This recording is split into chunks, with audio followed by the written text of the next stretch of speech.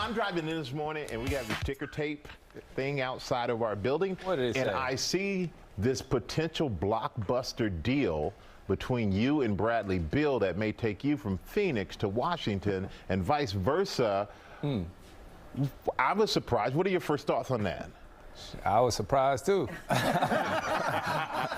found out on the plane yesterday flying here for this. You know, in this league, anything can happen, so you just figure out what's next. You literally found out on the plane. Absolutely. Wow. What was your first reaction? Don't push him any further. He's trying to be nice about it. Yeah, he is, right? Yeah. What's happening? Oh, that is great stuff, Kurt Helin. You know, you heard Chris Paul on Good Morning America talking about the trade going from Phoenix to Washington, maybe. We don't know really what's going down, but he is not going to be a Phoenix Sun anymore. And Kurt, I got to tell you, I'm enjoying the multiple stories I've heard about Chris Paul and his analysis of how it went down. First, it was, hey, heard about it on the plane, heard about it from my son. Hey, Matt Ishbia and Isaiah kind of working. Maybe Isaiah told Ishbia, I don't know, he's crushing it though. He is crushing the storytelling game. Tell me the story here of this trade. We got Brad Beal going to Phoenix and Chris Paul probably going somewhere else. What's just your take on what has happened here?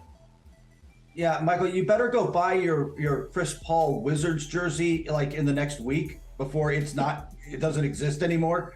The Chris Paul era will be very short, and it will be a shock, frankly, if he's not with the Lakers or Clippers. He will be in Los Angeles, just where he wants to be. It's where his family was. It's part of the reason he was in Phoenix, to be closer to them so he could get home on, off days and stuff. And by the way, I also thoroughly enjoyed that. I was surprised as anybody, except for the fact that literally he had talked to them about looking for a trade with his agent, and everybody had been talking about him being available in a trade for, a week. Sure, it was a total shock that they traded him. He's going to end up, like I said, he'll end up back in LA. He'll land on his feet somewhere, and he's going to make an old and kind of rickety team a little bit better, but be old and rickety. Okay, that's I mean, a little bit of an upgrade, basically. But for the Suns, right? What does this say about them? Obviously, they have the top three right now with Kevin Durant and Booker.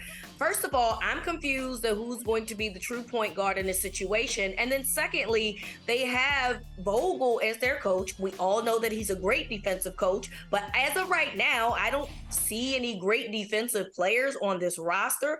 I know that there's free agency coming up, but as of right now, this is a defensive coach really running an offensive team. And I'm just confused as to how this is going to work. So I need some help understanding how that's going to happen. Do you remember the Lakers a couple of years ago after the championship when they traded everybody away and gave Frank Vogel a defensive coach and all offensive-minded team, and how well that went? Okay. That. It could be a little too close. Look, they're going to be good. They're going to win a lot of games because they have Kevin Durant and Devin Booker, and I think Bradley Beal bounces back a little bit. He's a good offensive player, but look, guys, didn't we watch them get bounced from the playoffs like 2 weeks ago for a lack of depth? Yep.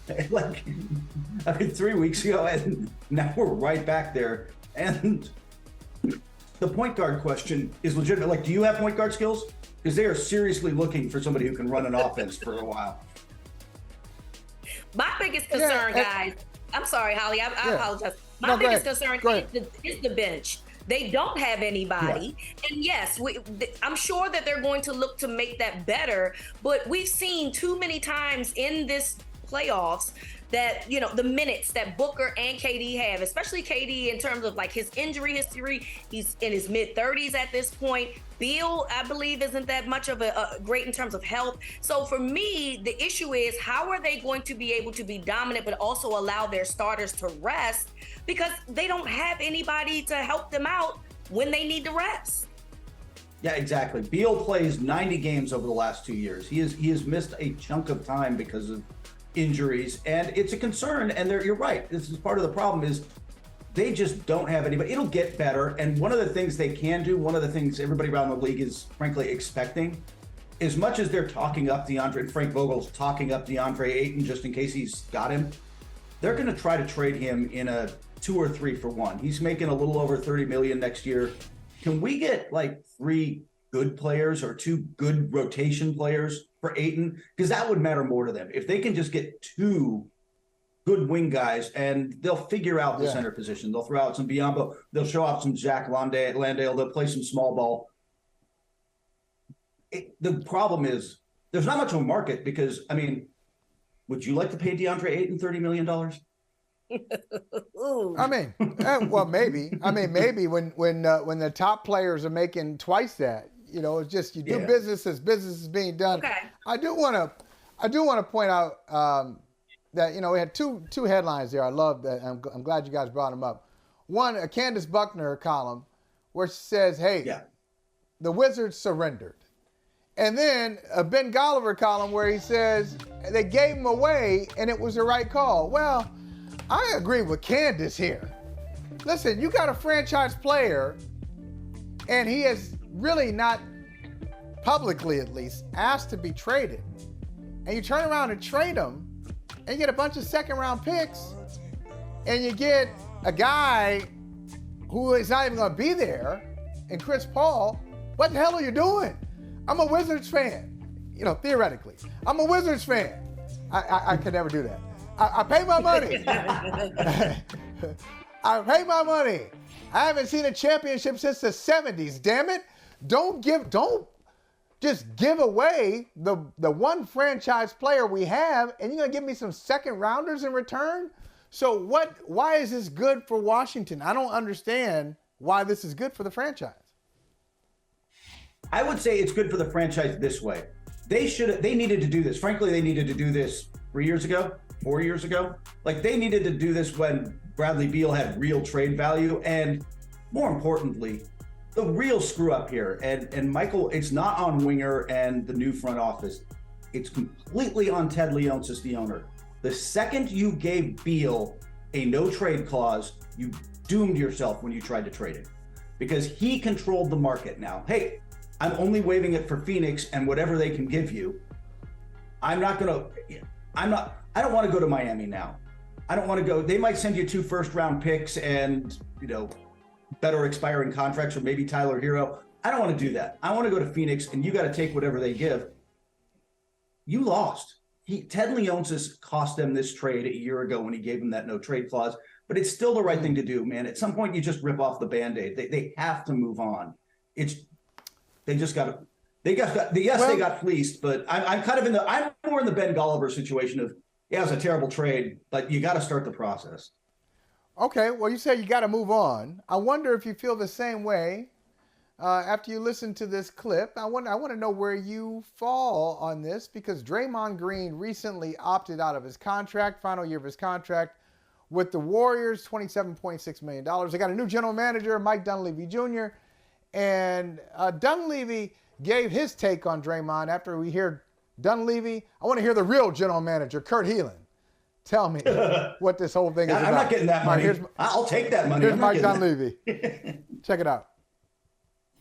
You said there aren't that many huge decisions to make, but obviously most of us on the way driving over here heard about Draymond opting out. And one, were you expecting that? And two, I mean, you are getting thrown kind of right into the fire of a pretty critical summer for this team as terms of what it's going to look like in the future. Just, are you prepared for that? And again, were you surprised about Draymond? Yeah, so I saw the report too. Until we get the paperwork and the filing, we can't really comment or say much. So I will say, I think Steve has said it, and I'll reiterate, we really want Draymond back. What he means to this organization, this team, in terms of trying to win at the highest level, we feel like we have to have him. So that's very important.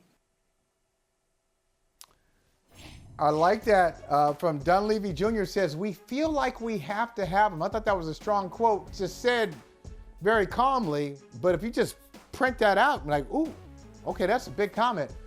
Do you agree with them, Kurt? Do they have to have him to keep the dynasty going? Yeah, I do. The funny thing is, going into last season, I was kind of like, I wonder if this is his last year, he's fading a little bit and they're willing to move on. And then we watched this season play out and it became clear that He's still also an all defensive league team player. And he is critical to their offense as that secondary passer creator when everybody loads up on Curry, which everybody's going to continue to load up on Curry. You need that guy who moves the ball around, and nobody fits that skill set as well. So I think they have to bring him back, and that gives Green some leverage. And the question is just going to be money, because can you get him to take a little bit less as you face an ugly tax situation for the security of years? If, hey, I know you just gave up 26.5, we'll give you, I don't know, 75 or 80 over 3 years. So you're really not getting a raise, but you're getting the security of time.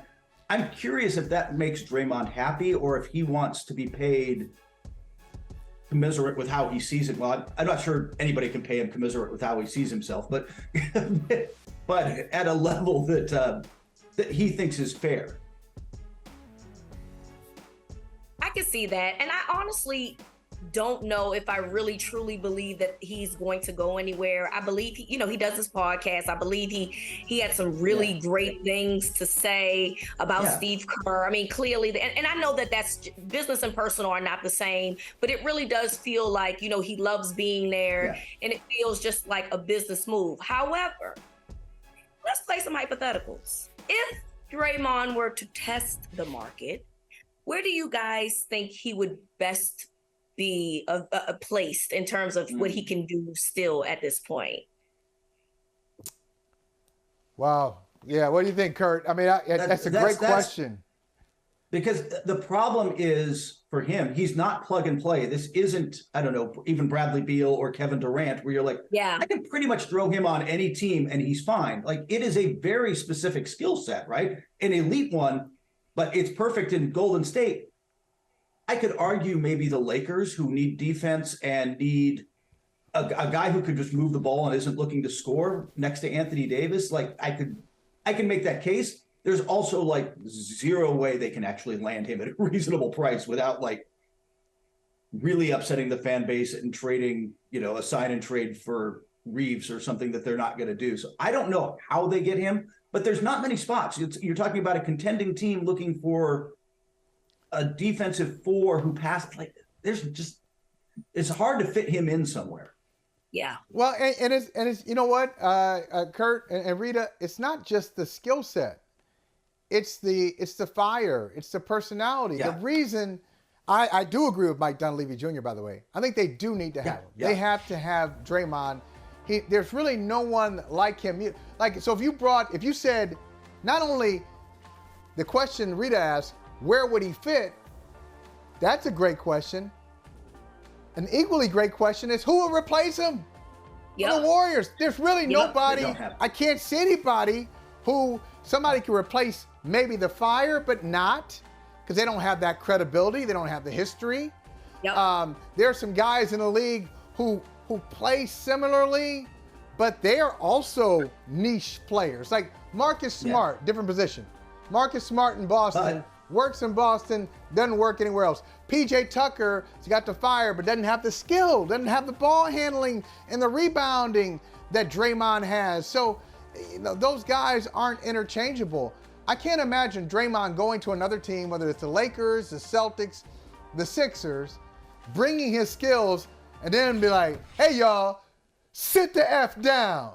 This is what they'd be like, yo, you just got here. You don't know us. Hey, man, this ain't Golden State. We don't do that with you.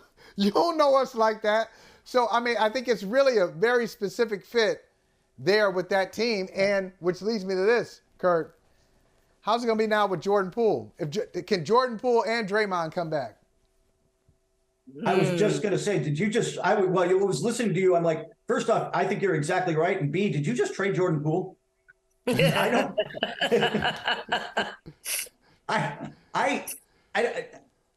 Even Draymond said that was an issue for them, that it set them back last year. It threw their chemistry off balance. I don't know about Rita. What do you think? I mean, like, you can't bring him back, right? Like, it's just, I don't think you can pair them together again. And if you're the Warriors trying to get save some money and maybe bring in some other guys, maybe Poole somebody you can move where another team looks around and says, he gets in a new environment and we get Jordan Poole of 2 years ago from the playoffs. Yep, I agree with that. I do think that Draymond has more value to that franchise for obvious reasons than Jordan Poole. So, and then he didn't wow anybody with the way he played this playoffs anyway. So it feels like he's the more expendable player, and that Draymond is the one that you just have to keep because, as you guys have already mentioned, he's perfect for what they do and how they run that offense, and that defense as well. So I agree with you. I don't know how that continues on.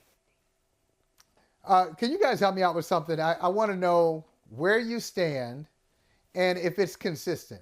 So, for example, if you say, look, I don't like when guys jump around teams to win championships, then you probably shouldn't be the person saying, well, Dame Lillard should leave Portland to win a championship. And if you're one of those people who jumps on people who don't have championships, then you should probably stop saying Dame is great despite his lack of a championship. It's like, Dame Lillard is the exception to everybody's rule that they say they have. They make an exception for Dame. And this is all with Dame saying the same thing for a decade. I don't want Dame Lillard to leave Portland. Why? Because Dame Lillard keeps saying, I don't want to leave Portland. Why do we keep trying to trade him? He keeps saying, I don't want to leave. I don't want to leave. I don't want to leave. All right, we're going to leave you alone, Dame. You are a Portland guy, and if they trade you, you had nothing to do with it. Why don't we listen to him, Kurt and Rita? Every year we want to trade him. Every year he says, I don't want to get traded. Do we listen to anybody who says they don't want to be traded? I don't care what sport it is. We do that. We do that in the NFL, right? We do it all the time. Literally just did it with Chris Paul. Chris Paul didn't even want to leave Phoenix. And guess what? He's traded. But Chris Paul is like, but it's different though. Chris Paul is on his third, fourth team, whatever it is. Yeah. Dame Lillard is a lifelong, Portlandia. That's Mr. Portlandia right there. And so I guess we just expect everybody to be one of those guys when they get to year 6, 7, 8, and they haven't done anything. Like Lillard has been a part of 5 one-and-dones, first round with Portland. 5 one-and-dones, that's a lot. And so we expect that guy with that profile to want to go somewhere else, but he doesn't want to. So what do we do with that? Kurt, you tell me. That's my last question for both of y'all. What do we do with it? I got a feeling it's not Lillard who initiates this. If it happens, it's more Portland. Let's say Scoot drops to them at 3. They can't draft anyone. By the way, I'm high on Scoot. I think he's going to be special. He drops them at 3, and they're like, all right, let's draft him. And then you sit down with Dame and just say, man, it's time. We kind of got to retool this thing. And if you don't want to be part of a retooling like this, be around for a little bit of a rebuild, we'll help get you somewhere that works for both of us. Because he doesn't have the no trade. He doesn't get to go wherever he wants. But I think you could make it work out. I think that's probably how it goes down. I don't think Lillard ultimately, everybody's waiting for frustrated Lillard to, I don't know, some sort of passive aggressive LeBron move and force his way out of town. And he's liking tweets for them going and getting Zion Williamson because he wants it to happen there. But I still don't think he's just the guy who's going to, I'll tell you this much. He's not going to go Jimmy Butler in Minnesota, James Harden, force my way out of town, is he? See, Kurt, don't do that, man. Don't do that. You just did that. I was going to say goodbye. We're saying goodbye. Put the music on, Jerry, please, because when you brought up Zion, then I started thinking about Mariah Mills. Oh, God, and her tweets. Enough. So let's just get us out. Everybody's safe now. It's safe. We got but music. Put that music on. Like, listen, it's Juneteenth. We got by Juneteenth. We free.